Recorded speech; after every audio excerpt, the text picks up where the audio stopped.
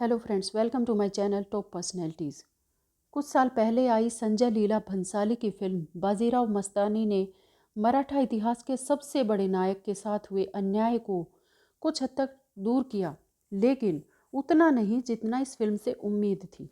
शिवाजी ने एक सपने की नींव रखी थी, लेकिन उस सपने को पूरा किया था बाजीराव बल्लाल भट्ट, यानी कि पेशवा बाजीराव प्रथम ने। कितने आम लोग उसे जानते थे। संजय लीला भंसाली ने एक तरह से इतिहास पर उपकार किया है, मराठा और हिंदुस्तानी इतिहास के साथ न्याय किया, लेकिन ये न्याय आज भी अधूरा है। निर्देशक भंसाली की कुछ मजबूरियां थी। फिल्म को हिंदू मुस्लिम दोनों तरह के दर्शकों की कसौटी पर खरा उतारते हुए उसका रोमांटिक चरित्र ही बनाए रखना था। सवाल ये है कि वो सपना क्या था जो शिवाजी ने देखा था, जिसे बाजीराव बल्लाल भट्ट ने पूरा कर दिखाया।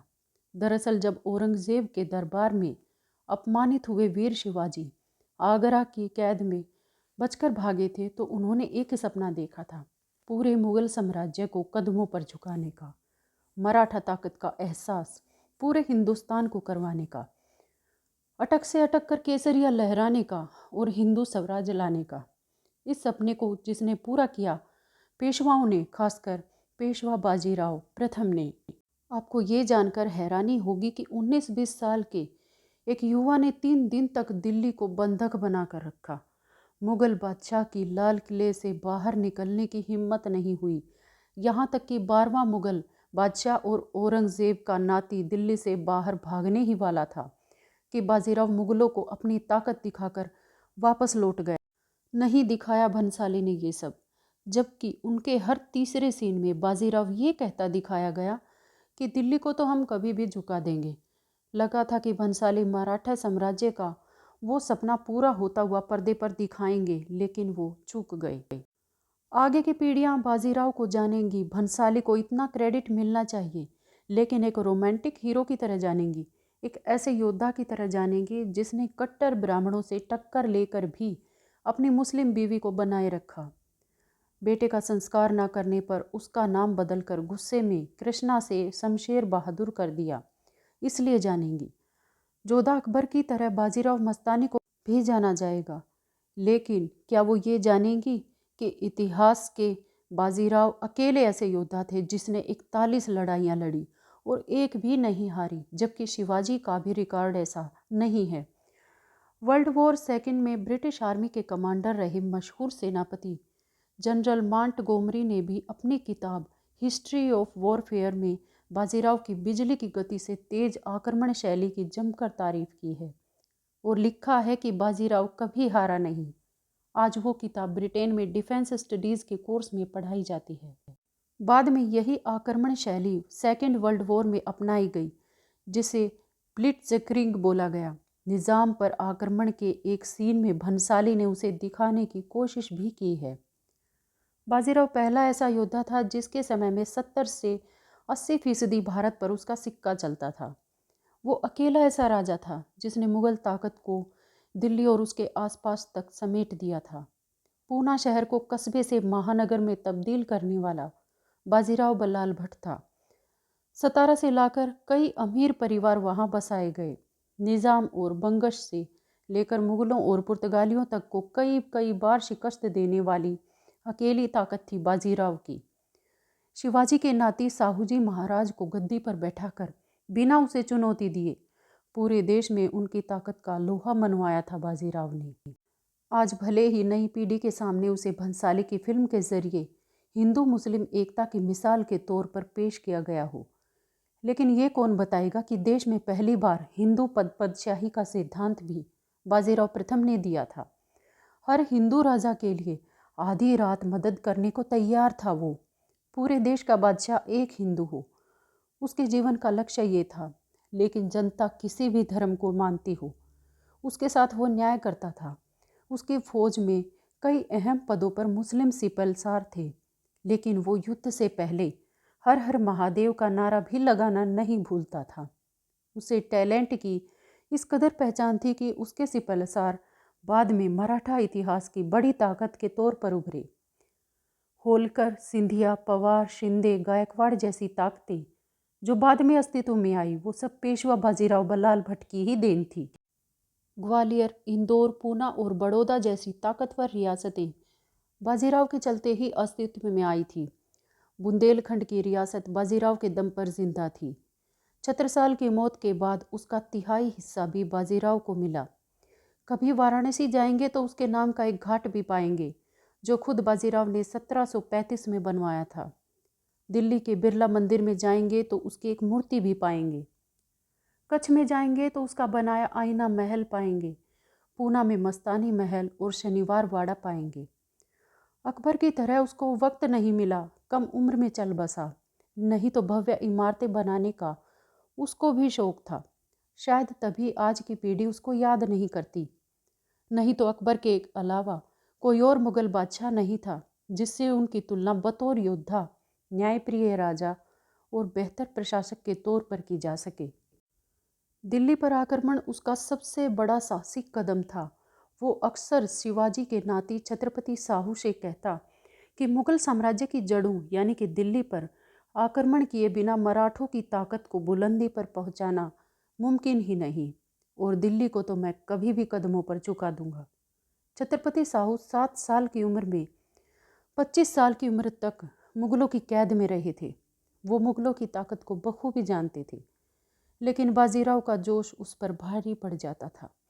धीरे धीरे उसने महाराष्ट्र को ही नहीं पूरे पश्चिम भारत को मुगल आधिपत्य से मुक्त कर दिया। फिर उसने दक्कन का रुख किया। निज़ाम, जो मुगल बादशाह से बगावत कर चुका था, एक बड़ी ताकत था। कम सेना होने के बावजूद बाजीराव ने उसे कई युद्धों में हराया और कई शर्तें थोपने के साथ उसे अपने प्रभाव में लिया। इधर उसने बुंदेलखंड में मुगल सिपहसार मोहम्मद बंकश को हराया। मुगल असहाय थे, कई बार पेशवा से मात खा चुके थे। पेशवा का हौसला इससे बढ़ता गया। 1728 से 1735 के बीच पेशवा ने कई जंगें लड़ी। पूरा मालवा और गुजरात उसके कब्जे में आ गया। बंगश, निज़ाम जैसे कई बड़े सिपहसार पस्त हो चुके थे। इधर दिल्ली का दरबार ताकतवर सैयद बंधुओं को ठिकाने लगा चुका था। निज़ाम पहले ही विद्रोही हो चुका था। उस पर औरंगजेब के वंशज और 12वें मुगल बादशाह मोहम्मद शाह को रंगीला कहा जाता था, जो कवियों जैसी तबीयत का था। जंग लड़ने की उसकी आदत में जंग लगा हुआ था। कई मुगल सिपहसार विद्रोह कर रहे थे। उसने बंगश को हटाकर जयसिंह को भेजा, जिसने बाजीराव से हारने के बाद उसको मालवा से चौथ वसूलने का अधिकार दिलवा दिया। मुगल बादशाह ने बाजीराव को डिप्टी गवर्नर भी बनवा दिया। लेकिन बाजीराव का बचपन का सपना मुगल बादशाह को अपनी ताकत का परिचय करवाने का था। वो एक प्रांत का डिप्टी गवर्नर बनकर या बंगश और निज़ाम जैसे सिपहसारों को हराने से कैसे पूरा हो सकता था। उसने 12 नवंबर 1736 को पुणे से दिल्ली मार्च शुरू किया। मुगल बादशाह ने आगरा के गवर्नर सादात खां को उससे निपटने का जिम्मा सौंपा। मल्हार राव होलकर और पिलाजी जाधव की सेना यमुना पार करके दोआब में आ गई। मराठों से खौफ में था सादात खां। उसने 1.5 लाख की सेना जुटा ली। मराठों के पास तो कभी भी एक मोर्चे पर इतनी सेना नहीं रही थी, लेकिन उनकी रणनीति बहुत दिलचस्प थी। इधर मल्हार राव होलकर ने रणनीति पर अमल किया और मैदान छोड़ दिया। सादात खान ने डींगे मारते हुए अपनी जीत का सारा विवरण मुगल बादशाह को पहुंचा दिया और खुद मथुरा की तरफ चला आया।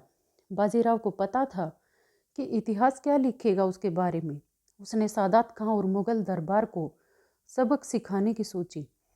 उस वक्त देश में कोई भी ऐसी ताकत नहीं थी जो सीधे दिल्ली पर आक्रमण करने का ख्वाब दिल में ला सके।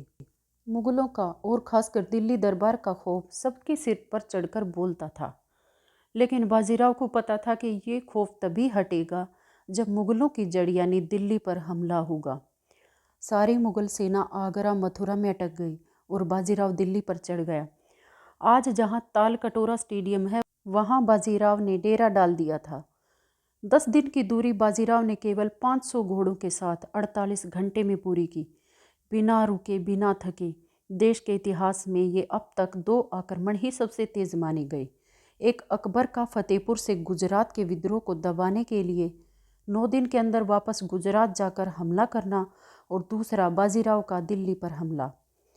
बाजीराव ने ताल कटोरा में अपनी सेना का कैंप डाल दिया। केवल 500 घोड़े थे उसके पास। मुग़ल बादशाह मोहम्मद शाह रंगीला बाजीराव को लाल किले के इतना करीब देखकर घबरा गया। उसने खुद को लाल किले के सुरक्षित इलाके में कैद कर लिया और मीर हसन कोका की अगुवाई में 8 से 10 हज़ार सैनिकों की टोली बाजीराव से निपटने के लिए भेजी। बाजीराव के 500 लड़ाकों ने उस सेना को बुरी तरह से शिकस्त दी। ये 28 मार्च 1937 का दिन था, मराठा ताकत के लिए सबसे बड़ा दिन। कितना आसान था बाजीराव के लिए लाल किले में घुसकर दिल्ली पर कब्जा कर लेना। लेकिन बाजीराव की जान तो पुणे में बसती थी, महाराष्ट्र में बसती थी। वो 3 दिन तक वहीं रुका। एक बार तो मुग़ल बादशाह ने योजना बना ली कि लाल किले के गुप्त रास्ते से भागकर अवध चला जाएगा, लेकिन बाजीराव इस मुग़लों को अपनी ताकत का एहसास दिलाना चाहता था। वो 3 दिन तक वहीं डेरा डाले रहा। पूरी दिल्ली एक तरह से मराठों के रहमो करम पर थी। उसके बाद बाजीराव वापस लौट गया। बुरी तरह बेइज्जत हुए मुग़ल बादशाह रंगीला ने निज़ाम से मदद मांगी। वो पुराना मुग़ल वफादार था, मुग़ल हुकूमत की इज्जत को बिखरते नहीं देख पाया। वो दक्कन से निकल पड़ा। इधर से बाजीराव और उधर से निज़ाम, दोनों एमपी के सिरोंजी में मिले। लेकिन कई बार बाजीराव से पिट चुके निज़ाम ने उसको केवल इतना बताया कि वो मुग़ल बादशाह से मिलने जा रहा है। निज़ाम दिल्ली आया। कई मुग़ल सिपहसारों ने हाथ मिलाया और बाजीराव को बेइज्जती का दंड देने का संकल्प लिया और कूच कर दिया। लेकिन बाजीराव बल्लाल भट्ट से बड़ा कोई दूरदर्शी योद्धा उस कालखंड में पैदा ही नहीं हुआ था। ये बात साबित भी हुई। बाजीराव खतरा भांप चुका था। उसने भाई चिमनाजी अप्पा के साथ 10,000 सैनिकों को दक्कन की सुरक्षा का भार देकर वो 80,000 सैनिकों के साथ फिर दिल्ली की तरफ निकल पड़ा। इस बार मुग़लों को निर्णायक युद्ध में हराने का इरादा था, ताकि फिर सिर न उठा सकें। दिल्ली से निज़ाम की अगुवाई में मुग़लों की विशाल सेना और दक्कन से बाजीराव की अगुवाई में मराठा सेना निकल पड़ी। दोनों सेनाएं भोपाल में मिली। 24 दिसंबर 1737 का दिन मराठा सेना ने मुग़लों को ज़बरदस्त तरीके से हराया। निज़ाम की समस्या ये थी कि वो अपनी जान बचाने के चक्कर में जल्द संधि करने के लिए तैयार हो जाता था। इस बार 7 जनवरी 1738 को ये संधि दोराहा में हुई। मालवा मराठों को सौंप दिया गया और मुग़लों ने 50 लाख रुपए बतौर हर्जाना बाजीराव को सौंपे। चूँकि निज़ाम हर बार संधि तोड़ता था, सो बाजीराव ने इस बार निज़ाम को मजबूर किया कि वो कुरान की कसम खाकर संधि की शर्तें दोहराए। ये मुग़लों की अब तक की सबसे बड़ी हार थी और मराठों की सबसे बड़ी जीत। पेशवा बाजीराव बल्लाल भट्ट यही नहीं रुका। अगला अभियान उसका पुर्तगालियों के खिलाफ था। कई युद्धों में उन्हें हराकर उनको अपनी सत्ता मनाने पर मजबूर कर देता था।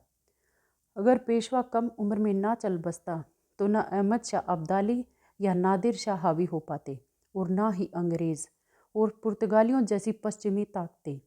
बाजीराव का केवल 40 साल की उम्र में इस दुनिया से चले जाना मराठों के लिए ही नहीं, देश की बाकी पीढ़ियों के लिए भी दर्दनाक भविष्य लेकर आया। अगले 200 साल गुलामी की जंजीरों में जकड़ा भारत, और कोई भी ऐसा योद्धा नहीं हुआ जो पूरे देश को एक सूत्र में बांध पाता। आज की पीढ़ी को बाजीराव बल्लाल भट्ट की ज़िंदगी का ये पहलू जानने की बहुत ज़रूरत है। आज की वीडियो में इतना ही। मिलते हैं अगली वीडियो में नई शख्सियत के साथ। तब तक के लिए खुश रहें। Thanks to all. Thanks for watching. Bye. Take care.